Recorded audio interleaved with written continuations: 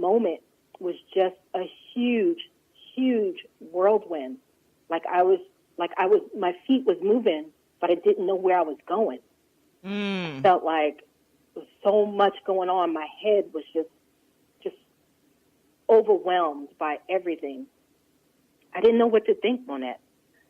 Yeah. I was confused. I was scared. I had to be brave. I had to buckle up because they never said where, what, when, how. I didn't know what state I was walking into.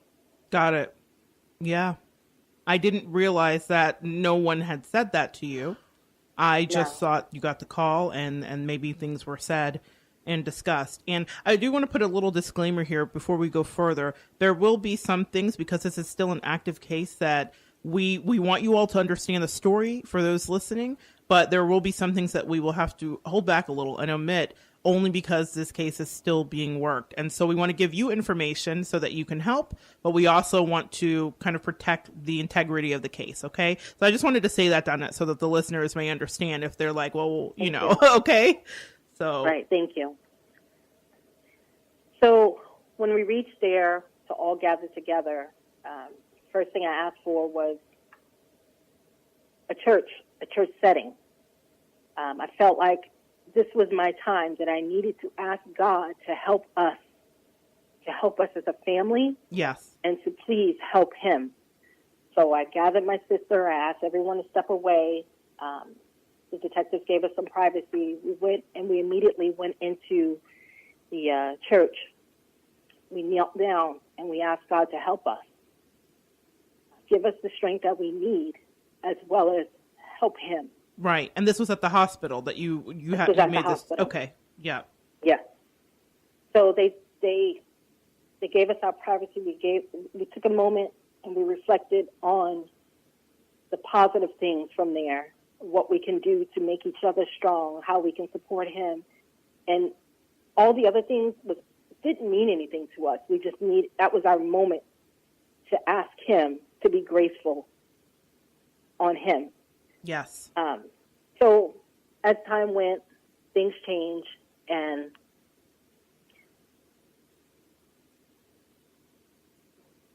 it was a little tough for the family. It was very tough for the family. Yeah, I can't imagine what you guys, the range of emotions that you guys were going through as a family. I imagine even now it may be hard to describe, but can you kind of describe what was going on as a whole, as a unit with you? I'm going to say as a whole in a unit, my emotions was just flying really high. I honestly, I think I was just going off adrenaline. My main concern was to let him know that I loved him. I was there for him. I supported him. And he was going to be okay. I felt like at one point I kind of let him down because it wasn't okay. You didn't let him down, Donnette. I'll say that to you now because I have watched you take up this crusade to solve this case, and you have been vigilant.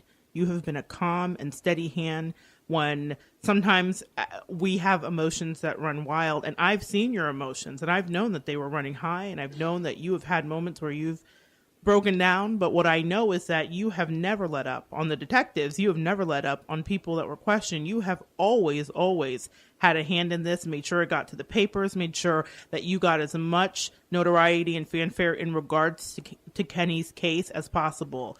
You are incredible, and I'm not just saying that to you now. I've watched you, and I've been so impressed with the fact that you have never let Kenny down in this. So please know that is not true at all. Do not say that because it is not true. You still today are here standing in the gap for him and working tirelessly, even when your soul is broken in regards to this, to make sure that this case is solved. So I mean that, Donnette. Seriously, I've watched you. You've been incredible. I don't think I could do what you've done. Well, I feel like he was robbed. He was cut short of his life to enjoy life, where this person that was so full of life, that loved life, it was taken from him. And from him, from his friends, from his family, like when holiday time comes, Kenny was the holiday. Like he was the person that brought the holiday party. Like he always wanted to make sure whatever we did as a family, we had a good time. If it was just getting together for appetizers or d'oeuvres, just he loved to be social.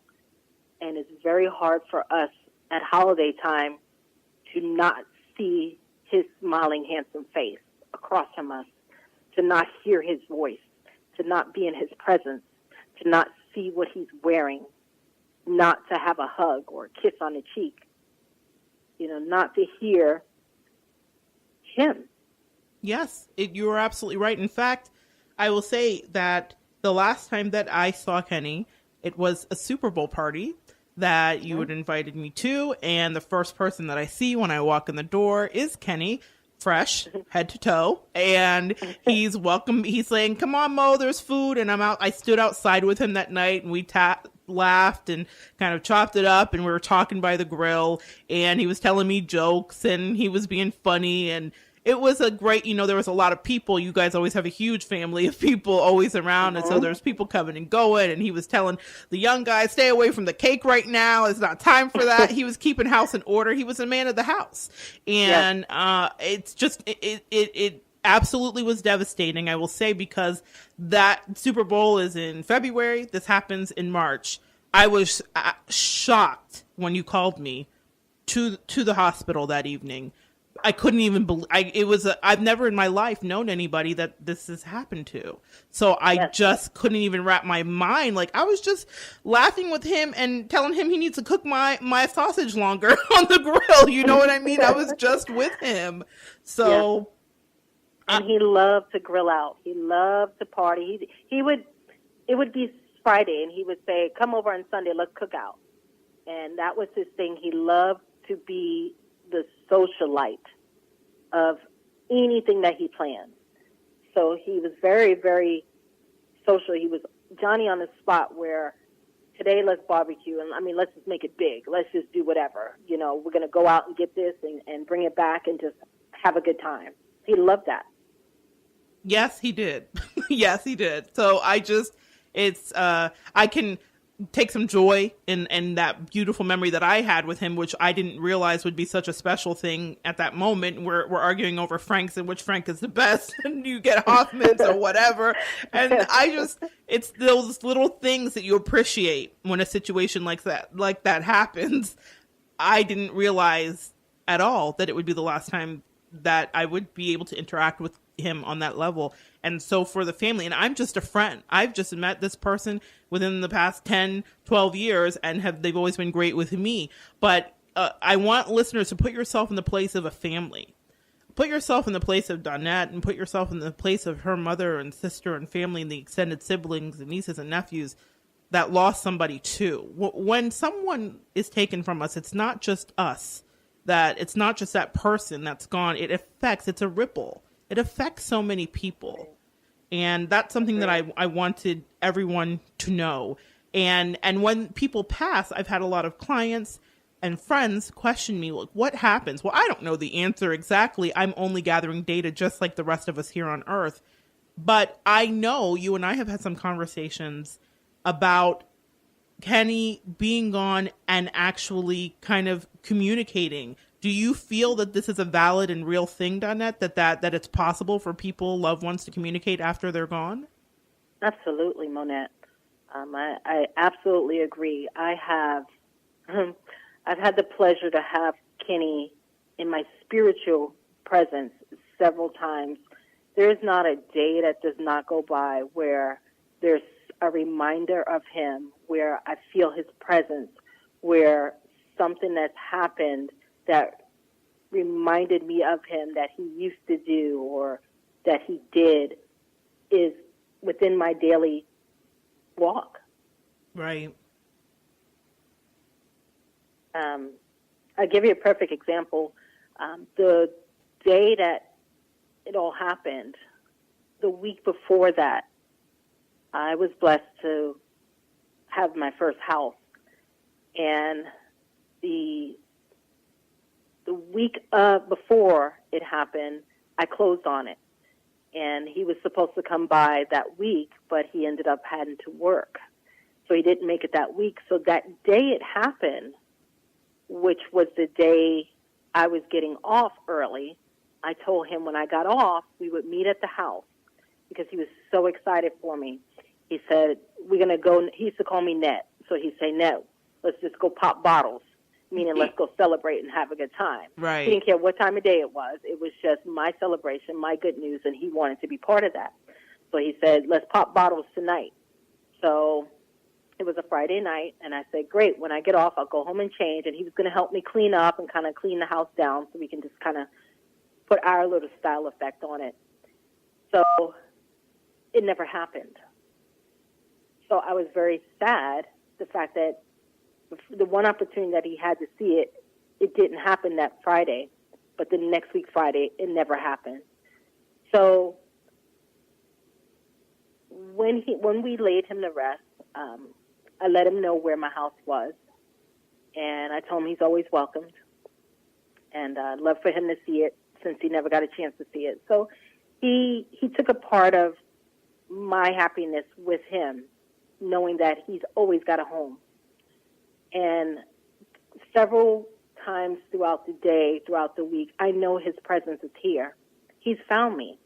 He absolutely loves my house. He comes all the time, and he hangs out here with us. I feel his presence. I feel his spirit. I have his blessings on my house and over my house.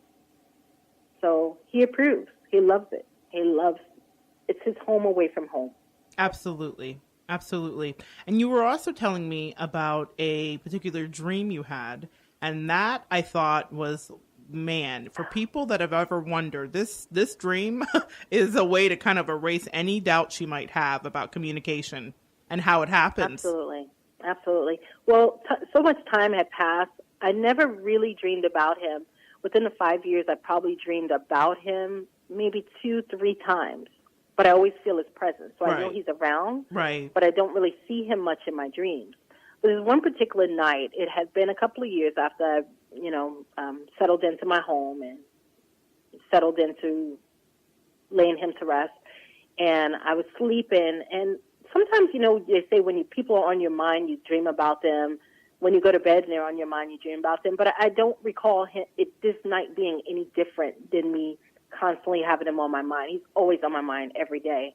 But I didn't think it was any much more than what I had been the day before. Right. So I laid down to go to bed, and I can feel myself kind of drifting off into this dream. And I fell off to sleep, and I started dreaming about driving somewhere. I don't know where I was driving to, but I was driving in my car, and you know how you kind of waiting to merge into the next lane? Right. And you're just hoping that one person would just give you that opportunity to either slow down or just kind of give you the head nod to say you can go in front of me and I'll hold back the traffic while you can sneak in and merge in front of me. Yes. So I was hoping for that one opportunity because the traffic was coming in constant. I believe I was getting on I don't know if it was a highway or just a really busy street that can merge into that lane. And I remember someone in front of me in a black Nissan, and I want to say it's an Altima. It could have been a Maxima, but I remember it being a Nissan. And it was polished, and it was clean, and it was freshly dressed, should we say. And the music was pumping, and it was banging loud, and I can hear the music from the car, but they acknowledged the courtesy to slow down and let me in front of them, even though they was in control of the whole lane. They had, this was their lane, and they allowed me to step into that. So as the person gave me the okay to merge in front of them, I did, and I picked up speed to go fast, and as I picked up speed, I looked back to the side of me as I was passing that car to wave my hand and say thank you, and I realized it was my nephew. It was Kenny in that car. Which lane was he in? He was in the right lane. Okay. So as I look back and as I'm driving slowly past him, I can see the fitted hat that he always wore. Yes. He was scrunched down in his seat.